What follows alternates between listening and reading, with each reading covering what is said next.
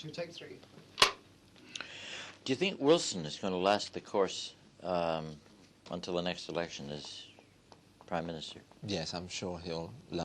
He becomes so repelled by his own behaviour that he falls ill. I can't see any other reason for his being deposed by anybody, unless they have to devalue again, which I can't believe they will have to.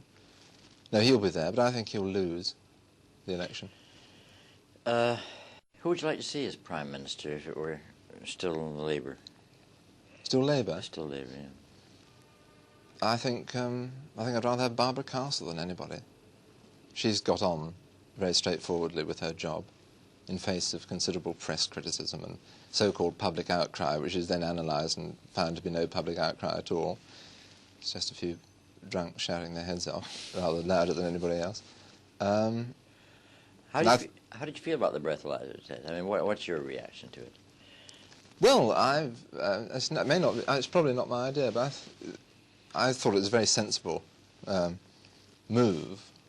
But I thought the way around it was very easy, if rather sort of incongruous. You have to, before you go out, you have to supply yourself with a little alcohol-free, or not alcohol-free, but lightly tinged urine sample, which you keep in a sort of fountain pen. And when your crystals turn green, you then ask to do that rather than give your blood. You then disappear into the police closet and emerge with this sample which you give to them. And you go scot-free, even though you can't speak at all. But we've had about 9 of these. That's the new one. That's the first one we've heard of that. I think that would actually work. Of course, as soon as anybody knows about it, I shan't be able to get it. I'm not doing it, by the way. It's too sort of dreadful thought carrying it around in your pocket. What about the Tory party? Do you see any... you said you thought that Labour would probably lose the election, that Heath would probably be Prime Minister. What do you feel about the personalities in the Tory party now? I'm, on the whole, filled with horror and disgust when they appear on the television screen at the moment, because they're making what they think is party capital out of all kinds of issues like Rhodesia and devaluation, when in private a lot of them will talk sense about it. And I find most of them rather horrifying. In fact, whenever I really go off a Labour government, I just only have to think of those faces and those voices from the Conservative Party over certain issues like Rhodesia. And I think, oh well, whatever happens, I still prefer this bungling lot to the others. Well, Rhodesia certainly seems to have been a bungle in a sense. What do you think is going to happen in Rhodesia? Next 2 or 3 years? Absolutely nothing. The one compensation is that Rhodesia must be the most boring place in the world to be for the... I think the white Rhodesians there are eventually, not so much doomed, but eventually will be forced to change their course. But they have a very placid African population. And to read the papers, you think, or to read some commentators, you think they're seething on the brink of revolution, which is very far from the truth. I think nothing will happen for a very long time there, unless there is a real outbreak of violence in South Africa, which again I don't think will happen for about 10 years, because it's so tightly controlled, the police state.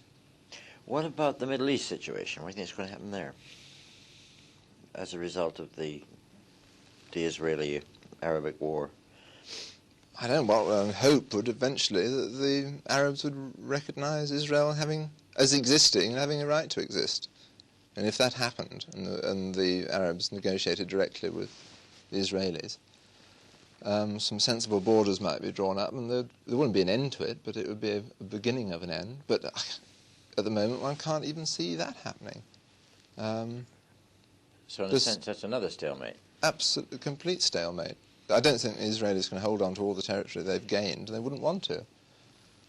But if the Arabs won't even talk directly to them, refuse to acknowledge they have a right to exist, I don't see how anything can happen there at all. You think there can be any pressures from the big powers on it that could make it happen? Well, the big powers, in a way, are able to bring greater pressure to bear on Israel than they are on the Arabs. I don't know what pressure you can bring to bear on the Arabs, not buy their oil, or... That would work, wouldn't it? If you didn't buy their oil. I suppose it would. I don't know enough about it to say anything, really. Well, let's go back to some of the Tory personalities. We discussed them. You discussed them generally. What about people? What about modelling, for example? Well, again, I'm a Maudling fan. I always think Maudling has a very good mind, and I think actually, if Conservatives had won the election 3 years ago, that his plan of getting rid of this 800,000 monumental deficit which we had would have worked certainly much better than the methods chosen by the socialists, which would shout about it to all the world through megaphones and make everybody fully aware that the state of the economy was desperate, and then be a little surprised when people started to move out of sterling and into more stable currencies, such as the Portuguese escudo or whatever, or put it in gold bars or Kirby grips or anything rather than the pound. I think Maudling, in the same way as past Tory governments have coped with this sort of thing, would have coped with it, and we'd have had a squeeze for a short time, and then another period of expansion. We never, I think, before had a 3-year squeeze with no results. I think the Tory old boy net on the international banking level would have worked much better. What do you feel about the Liberals? Well, I don't feel very much about them at all. I think I agree with a lot of the more militant young Liberals who seem to be representing what the young Labour supporters should be representing. But it seems, I mean, in a small party, they seem to be completely split. You mean people like George Kelo? Yes, I think he often talks a lot of sense, and at least they have a dynamic aspect of some kind. They seem to want to do things, but I don't think I could ever vote Liberal. How do you feel about Jeremy? He's reasonably young. He's reasonably young, yes. I don't think that's enough in his case, being reasonably young.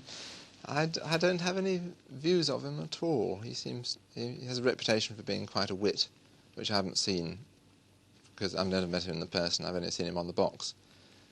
And the Liberal Party broadcaster is out of date as all the others. It's incredible that people can watch television and yet in the case of political and religious broadcasts remain completely out of touch with what people can respond to.